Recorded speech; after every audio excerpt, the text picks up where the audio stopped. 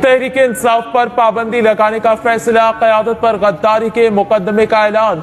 हुकूमत पीटीआई पर पाबंदी के लिए सुप्रीम कोर्ट जाएगी। बानी पीटीआई आरिफ अलवी और कासिम सूरी के खिलाफ आर्टिकल 6 का रेफरेंस दायर होगा। वफाकी काबीना से मंजूरी के बाद रेफरेंस सुप्रीम कोर्ट भेजा जाएगा। पासपोर्ट और शनाख्ती कार्ड ब्लॉक किए जाएंगे। पार्लियामान से करारदाद मंजूर की जाएगी। वज़ीर इत्तलात अताउल्लाह तारड़ कहते हैं, पाकिस्तान और पीटीआई साथ नहीं चल सकते। मुल्क के साथ बहुत खिलवाड़ हो चुका, बस अब नो मोर। तहरीके अदम एतमाद के होते गैर आईनी तौर पर असम्बलियां तहलील की गई। IMF को खत लिखना पीटीआई के मुल्क दुश्मन एजेंडे का हिस्सा था। आपने कौमी एक्शन प्लान को रोक दिया। हुकूमत को मुल्क मुखालिफ सरगर्मियों में मुलव्वस जमात पर पाबंदी लगाने का इख्तियार है। मुल्क को आगे लेकर जाना है तो शरपसंद अनासिर पर पाबंदी लगाना होगी। फैसला तमाम इत्तेहादियों की मुशावरत के बाद किया गया। तलाल चौधरी ने कहा कि पीटीआई खुद को अस्करी विंग से दूर ना कर सकी। पाबंदी के सिवा कोई रास्ता नहीं था।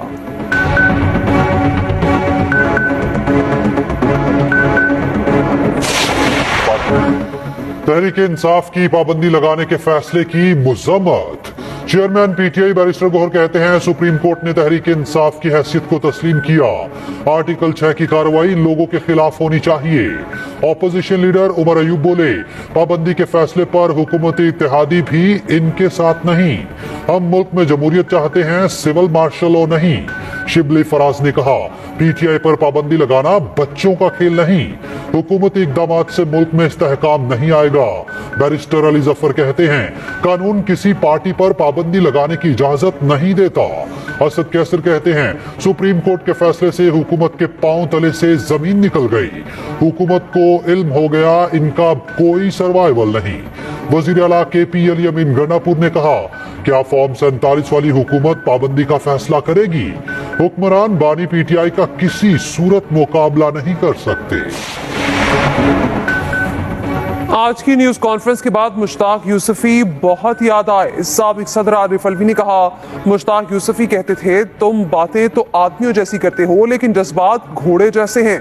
इसमें अकल का जिक्र नहीं, वरना वो किसी और जानवर से भी तशबीह दे सकते थे। उधर जुल्फी बुखारी कहते हैं, अदा तारड़ का शुक्रिया, आपकी कोशिश ने हमारा काम आसान कर दिया।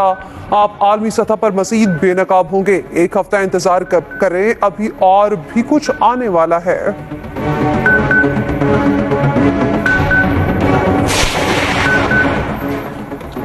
पीपल्स पार्टी की पीटीआई पर पाबंदी की मुखालिफत। रज़ा रब्बानी कहते हैं कि सियासी जमात पर पाबंदी जमहूरी उसूलों के खिलाफ है।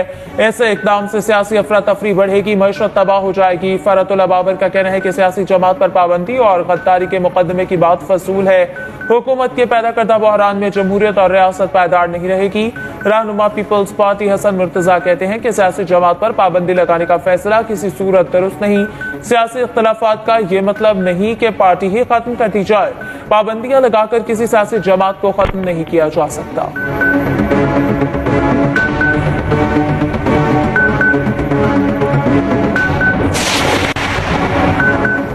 मखसूस नशिस्तों के फैसले पर नजरसानी की जाए। नून लीग ने सुप्रीम कोर्ट में दरखास्त दायर कर दी।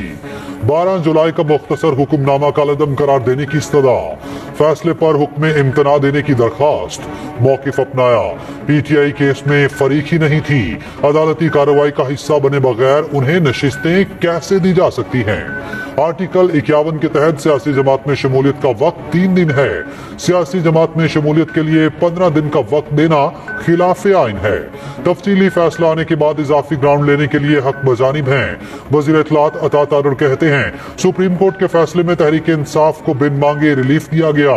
एक सियासी जमात को वो हक दिया गया जिस